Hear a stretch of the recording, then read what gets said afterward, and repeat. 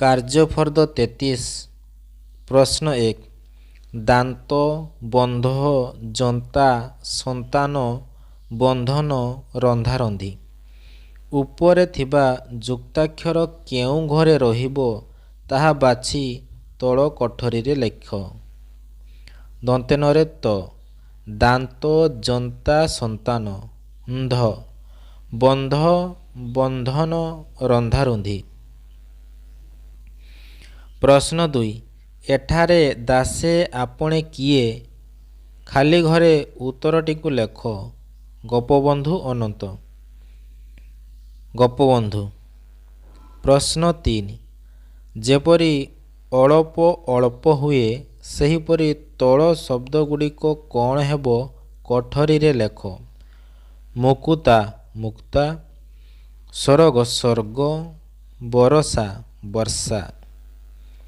ପ୍ରଶ୍ନ 4। ଜାଣି ଜାଣି ପରି ଆଉ କେଉଁ ଶବ୍ଦଟି ତୁମକୁ ଠିକ୍ ଲାଗୁଛି ତା ପାଖରେ ଠିକ୍ ଚିହ୍ନ ଦିଅ। ନଣି ନଣି, ଶୁଣି ଶୁଣି, ଟଣି ଟଣି, ଚଣି ଚଣି। ଶୁଣି ଶୁଣି। ପ୍ରଶ୍ନ 5। ତଳ ଧାଡ଼ିକୁ ଗଦ୍ୟ ଆକାରରେ ତଳ କୋଠରୀରେ ଲେଖ। ଦୂର ଗାଁ ବାଟ କିପରି ଯିବି ମୁଁ କିପରି ଦୂର ଗାଁ ବାଟ ଯିବି। ପ୍ରଶ୍ନ 6। ସଜାଡ଼ି ଲେଖ ଯେପରି କବିତାରେ ଅଛି। ତଳକୁ ମଥା ନୁଆଁଇ ଗୋପବନ୍ଧୁ ବାବୁ ଅଳପ ହସିଲେ।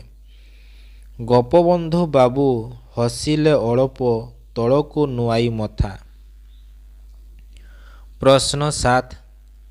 କେଉଁଠି କେଉଁ ଯୁଗ୍ମ ଶବ୍ଦ ଲାଗିଲେ ଠିକ୍ ହେବ ପାଖ କୋଠରୀରୁ ବାଛି ଲେଖ। ହାତୀ ଝୁଲି ଝୁଲି ଆସୁଛି, ସେ ଚାଲି ଚାଲି ଥକି ପଡ଼ିଲେଣି। ସୀତା ଖିଲି ଖିଲି ହୋଇ ହସୁଛି। ପ୍ରଶ୍ନ 8। ଆକୁଳ ଆଖିର ଲୁହ। ଏଠାରେ ଆକୁଳର ଅର୍ଥ କ'ଣ ହେବ ପାଖ ଘରେ ଠିକ୍ ଚିହ୍ନ ଦିଅ। ଦୁଃଖୀ, ସୁଖୀ, ଧନୀ, ଯୁବକ। ଦୁଃଖୀ। ପ୍ରଶ୍ନ 9। ସେ ଗାଁକୁ ଗାଁ ବୁଲି ଲୋକଙ୍କ ସେବା କରନ୍ତି। ଗାଁ ଗାଁ ଲଗାଇ ବାକ୍ୟଟିକୁ ଆଉ ଥରେ ଲେଖ। ସେ ଗାଁ ଗାଁ ବୁଲି ଲୋକଙ୍କର ସେବା କରନ୍ତି।